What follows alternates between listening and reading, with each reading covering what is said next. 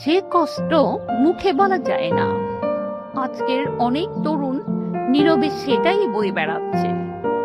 কুন ফায়াকুন ইউনিটি এর পক্ষ থেকে একটি হৃদয় ছোঁয়া উপস্থাপনা।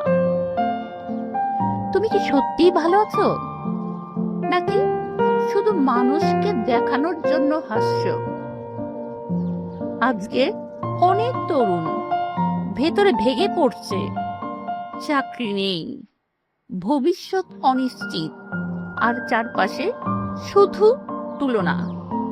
সবাই এগিয়ে যাচ্ছে, এই অনুভূতিটাই সবচেয়ে বেশি কষ্ট দেয়। কিন্তু আল্লাহ বলেন, নিশ্চয়ই কষ্টের সাথেই আছে স্বস্তি। সূরা ইনফিরাহ 94/6।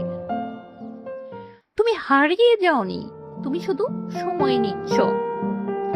আল্লাহ আমাদের আগামী প্রজন্মকে সঠিক বুঝ, ধৈর্য, হালাল রিজিক এবং সুন্দর ভবিষ্যতের তৌফিক দান করুন।